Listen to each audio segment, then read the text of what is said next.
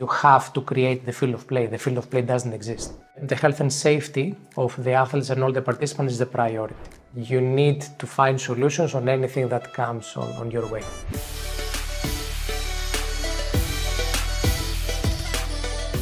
Hi everyone, welcome to ClimaCon. My name is Kelly Peters. I'm Director of Marketing here at Tomorrow.io.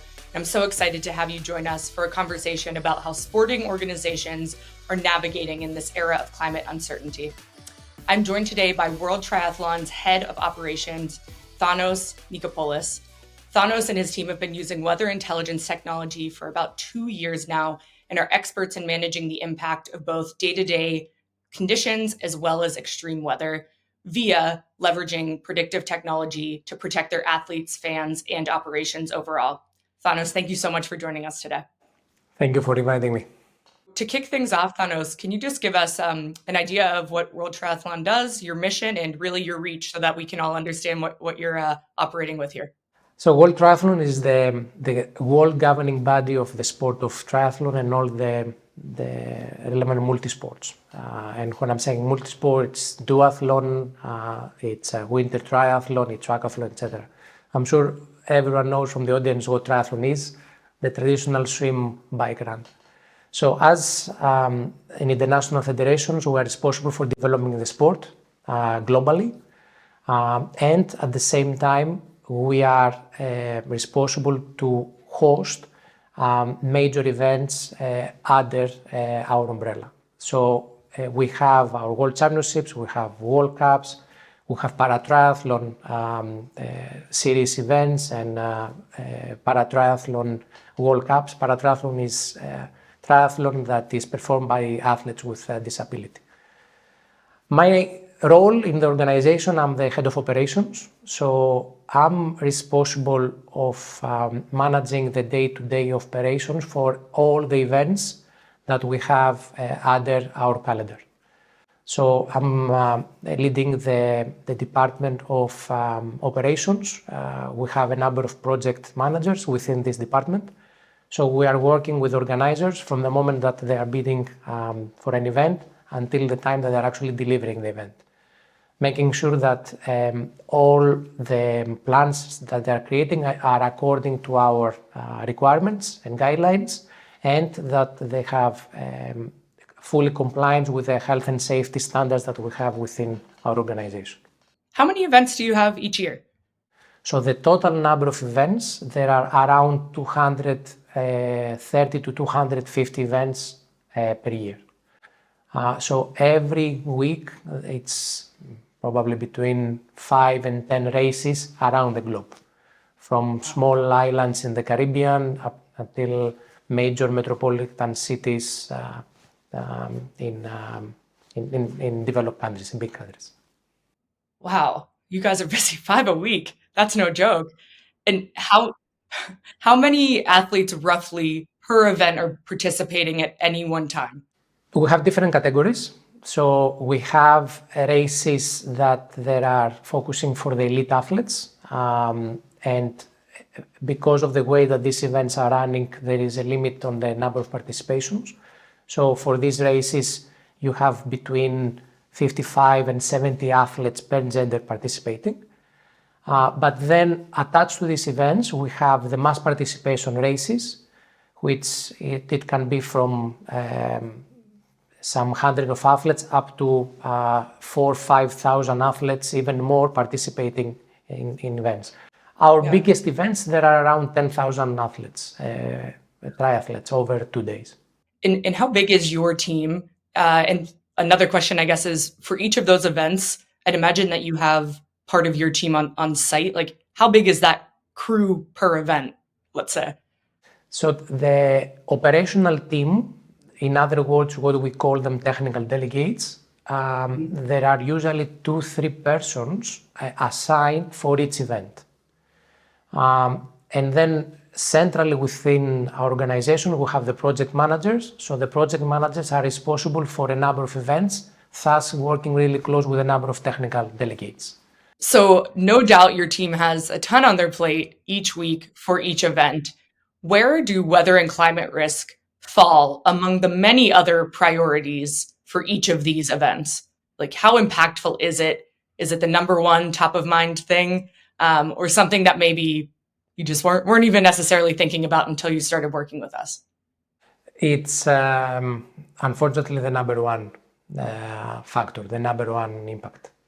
And that's why for us it's quite important to get the proper information, to be in a position to evaluate the data in a correct way and take decisions again in the best possible way for making sure that the health and safety of the athletes and everyone involved is guaranteed.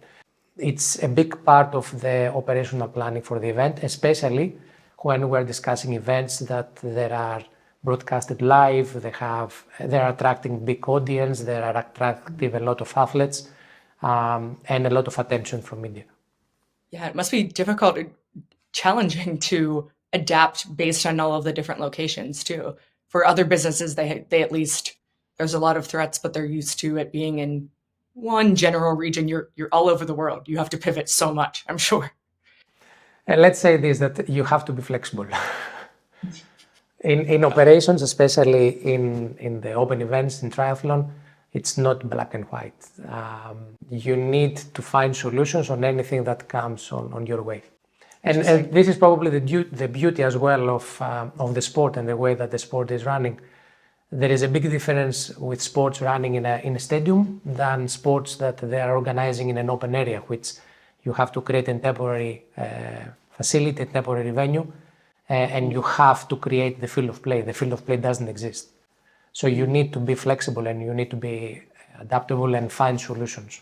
We know that everyday weather conditions are becoming more volatile, and extreme weather events also are becoming more frequent. So to kick things off, we'd love to just hear a little bit about how the extreme events are impacting World Triathlon, whether that be heat waves or thunderstorms, high winds. If there are recent examples of things that have happened in recent years, I think that would be a great way to just understand the impact.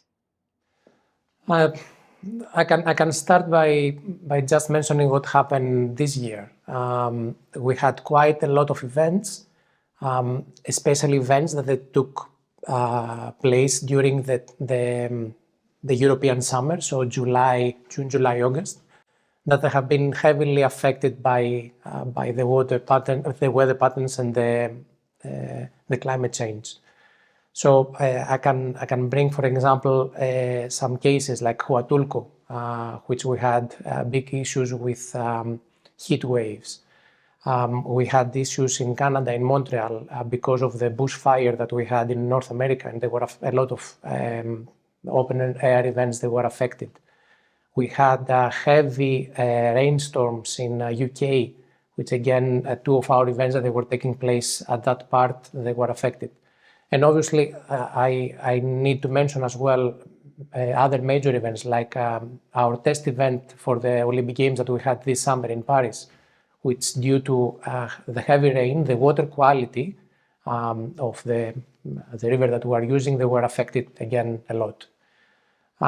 So there is a really direct connection with the issues that we have with the weather and the climate change and how these are affecting directly our events.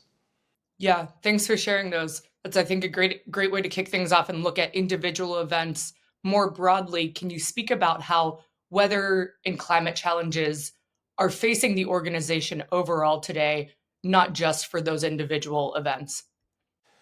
Yeah, if I can try to group the situation, I can group it in 5 categories. So firstly, with the acidification of the oceans, what we see as a result of this, we see a big production or an increase of the algae bloom, which is a parameter which affects a lot the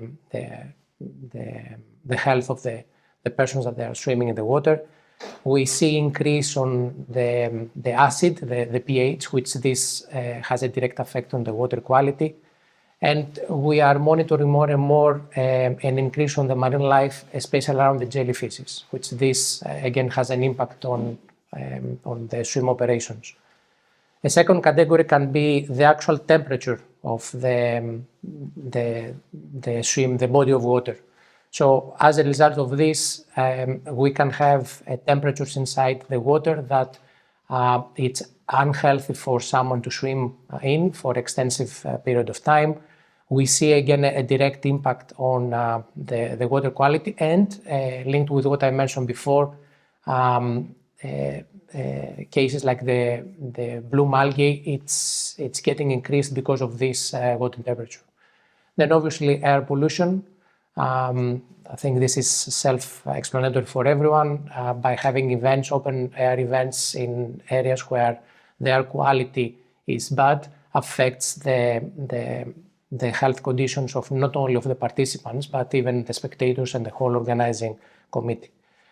And one more category is the air temperature, the warmer air temperature.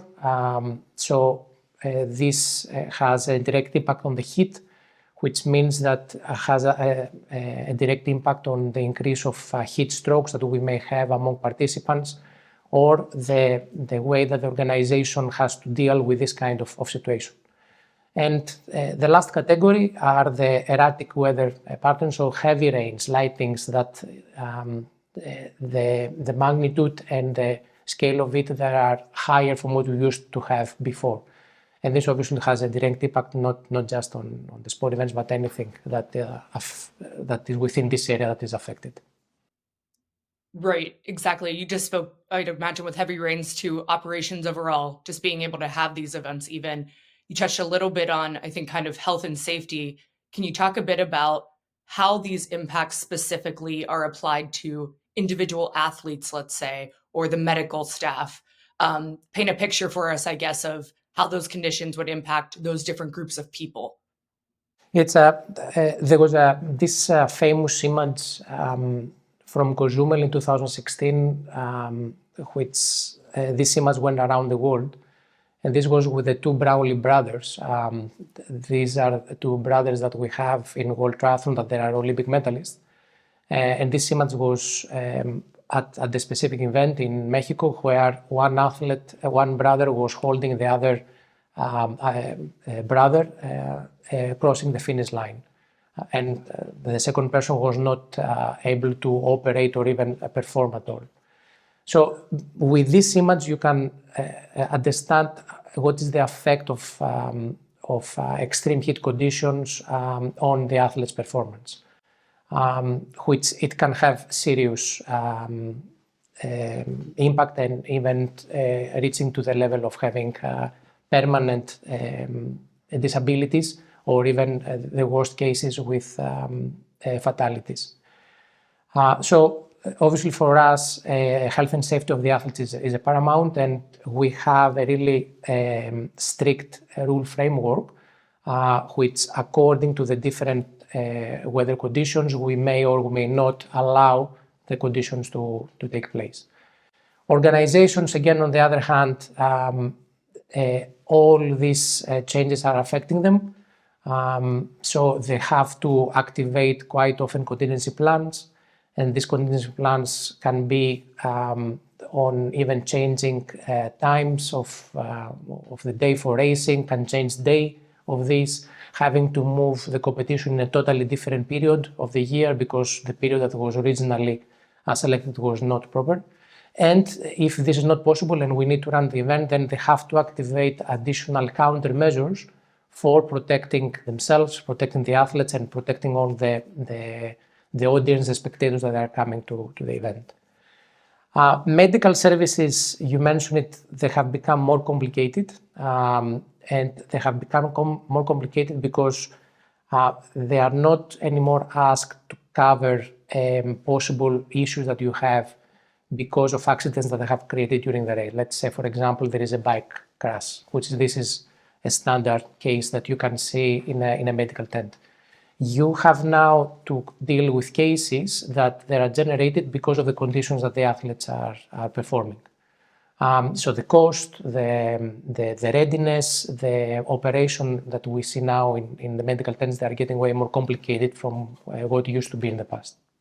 So you mentioned now that certain events might be moved from a seasonality perspective as a result of increasingly extreme weather. What about location? For example, the championship we talked about being in Mexico. Is that something that you guys would all consider moving somewhere else altogether? Yes, yeah, it's definitely. And this is quite extensive exercise that we do every year in order for us to be able to create the calendar for the next year. So we are lucky enough to work with you, with the Tomorrow. So we have access on historical data. And we have access on historical data for the last years, where we can see the major changes or the major impact on the weather. So based on this data and according to the request that we have for the different races, we're evaluating if the specific event can take place on that location, or then we go back to them and we're suggesting them for a different time of the year. And if not, we try to move then this event in another location where at the specific time of the year we can hold it safely. Got it. So it's more about the season and the location versus any one certain event being most impacted. It sounds like any event at this point can be impacted by weather and climate. It's just where it is, when it is, and how you deal with it. Kelly, in the past, and when I'm saying the past, let's say before 5 years ago, if you were doing just a simple operational planning, this was enough. Nowadays, if you haven't developed your detailed contingency plans for every single thing that can happen to event linked with the climate change, you can't actually get permission to run the race. It's more likely than ever that you will have to activate contingency plans and you have to take additional measures leading to the event for addressing issues with the weather. You mentioned this already, and I think it needless to say, your top priority, the organization's top priority is always health and safety. Beyond health and safety, of course, that's number one. What do you think of next? What are the metrics maybe that you're measured by? Is it, the amount of visibility on these events? Is it delays and timing, efficiency, productivity? Can you give us a sense of what other KPIs, so to speak, you're thinking about that potentially could be disrupted by weather and climate? Yeah, so as you mentioned, the health and safety of the athletes and all the participants is the priority. And this is above any other KPI that we need to address on an event. If this is not in place or if this is in danger, then we will have to take decisions. After this, there are 5 pillars that we are we are having, and we're trying to have obviously the events to be sustainable, the events to be profitable for anyone who is involved, to be spectator friendly, to be TV friendly as well. But as I would like to highlight once more, that health and safety is the priority, is the first. Absolutely. Yeah, that's very clear from everything that you're saying, and the organization stands for top of the board, health and safety. Great. So we've definitely outlined the problem. No doubt there's a massive impact on the organization, the events, and an increasing one in recent years as a result of climate change. I'd love to shift to how you have been adapting to these problems using Tomorrow.io and generally as an organization. So to start off, tell us a little bit, if you don't mind, about what you were doing before using weather intelligence in order to adapt. You've been with us for about 2 years now. And so before coming to our technology, I'd imagine you did have some mitigation plan in place. You can just paint a picture of generally how the organization has approached weather and climate in the past, and then maybe what prompted you to look into a more advanced technology. So in the past, we were relying a lot on the weather forecast or the weather information that we were able to get locally, either from the organizing committee or from the local authorities, or even from just websites. And the consistency was not there. We were not getting enough information for us to be able to support our operation plans and make a clear decision-making process. So what has changed with Tomorrow the last years is that it's a two-phase process. So the first phase, as I said, it starts with the actual bidding process of the event. So we have access through Tomorrow on historical data, and with this information, we can decide which is the best period for this event to take place. So we are starting already from an excellent point. We are making sure that in normal conditions, we have good weather conditions to run the event. Then the whole process starts 1 week before the event. And just a note, like in our calendar, in our top events, we have close to 50 World Cup, World Triathlon Series races. So the week before the event is when we are activating the specific monitoring process of that event. We are monitoring specific parameters, which is air quality, rain intensity, the heat index, the air temperature, lightning. And the platform itself allows us to send alerts to all the involved parties 2 days before the specific situation will occur. So by doing this, we have the possibility to make decisions in advance. So let's say, for example, that we have seen that during the competition days, we will have extreme heat conditions. So there is an alert that will come to us and to the organization 2 days before, and immediately we are reviewing the countermeasures that we have in place, and we are reviewing the possibilities of changing the day of the time of the event, or even the day of the event if it's required, and informed the different parties. So by the time that the actual situation has affected the event, we are already ready to deal with this. So I mentioned heat, the same happens with extreme rainfalls, the same happens with air pollution. So we are way more prepared on managing the unexpected. And this is a power that we have in our hands that we didn't have before. Absolutely. That's very interesting to hear the timeline there. So you mentioned historically you're looking at the location, for example. What did you mention? Months in advance, correct?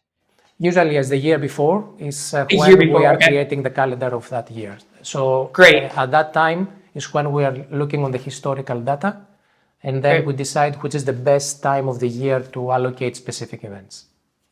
Got it. And then in real time, about a week ahead of time, you're using our monitoring, to your point.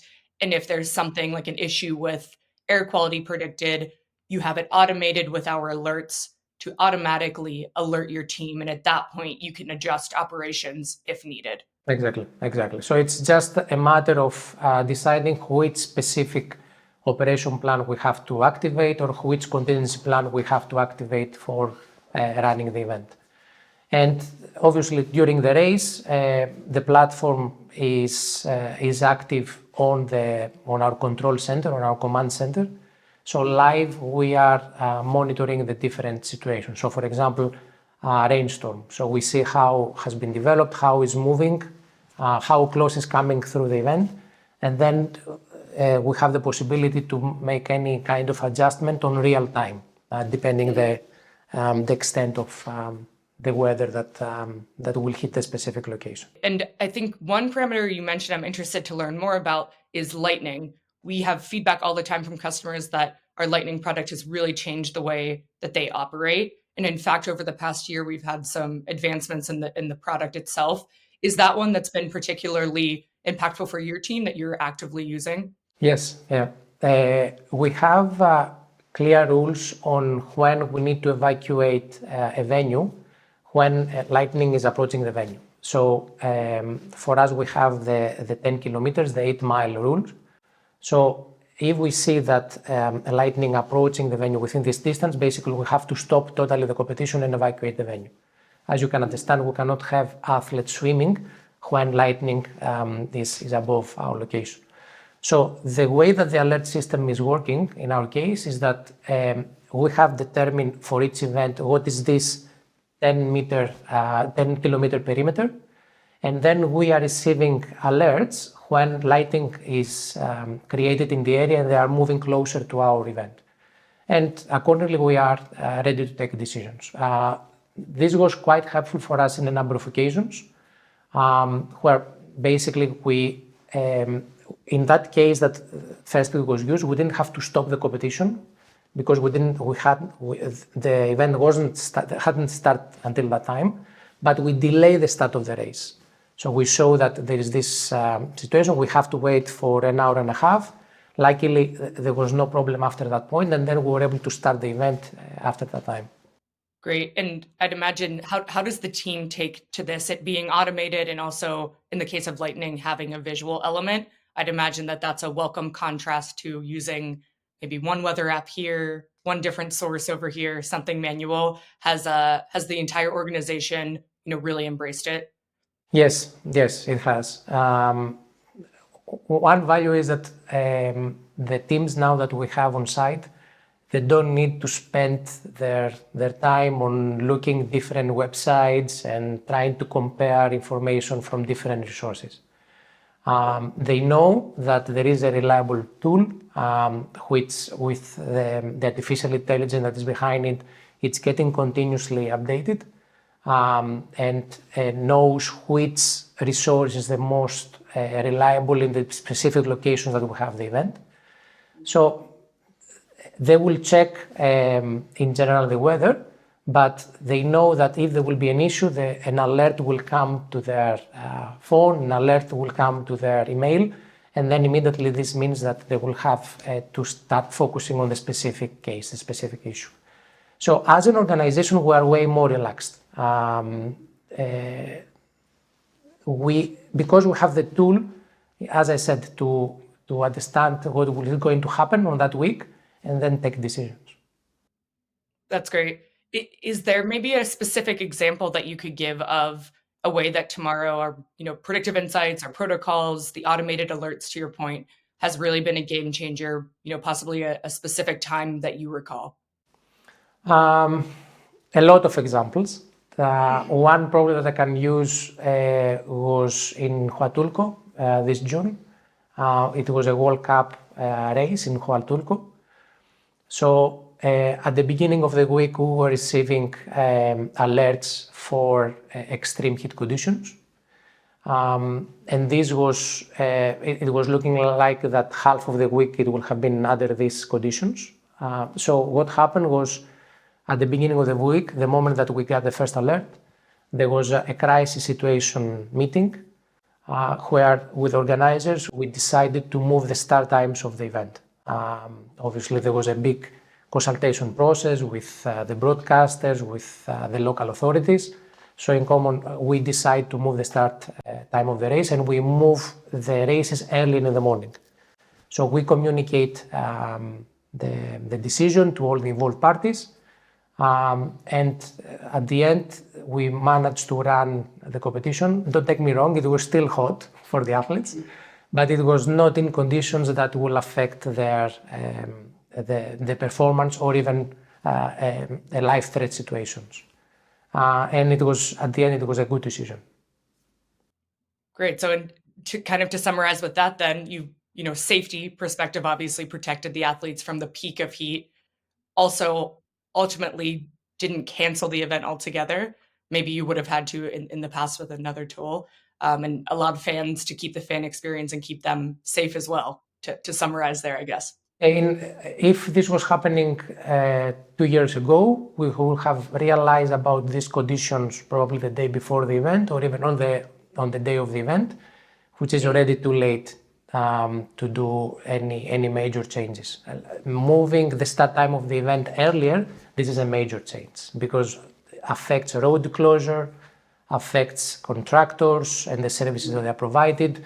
It's not that I'm in the event and I will just wait for half an hour to start the race. You are just moving your operations in a totally different time frame, which is not something that you can just implement the day before an event. Got it. Yeah, there's so many details we probably can't even imagine on the operations side that go into this. So beyond operations, can you speak at all about how weather intelligence empowers the World Triathlon to achieve sustainability goals? Because I know that that's also a major objective for you, as an organization as well. It's a major objective, and what we manage or what we are able to do with tomorrow is we are in position to monitor better the different meteorological conditions and taking decisions according to the information that we are getting. And then additional to this, as I mentioned before, we are in a position to decide which is the best period of time that this event can take place, which means that this event will not going to have impact from the climate change that we have. Will not have a big impact from the weather conditions that in other cases they may have affected a lot. And this has an effect on the way that the event is producing, the footprint of the race itself, the health and safety of everyone being involved in the organization. We love to hear it. That's fantastic. To summarize, if we can just get it all in one, what would you say the main benefits of using weather intelligence for the World Triathlon overall are? It has given us the ability to predict the weather and take the proper decisions, the correct decisions early enough, in a time that we can implement it without having a big impact on the event itself. And at the same time, and this is a really important part from us, is the way that we are working with tomorrow itself. So I have met you now and the marketing department. We are working really close with your scientific department and your client services.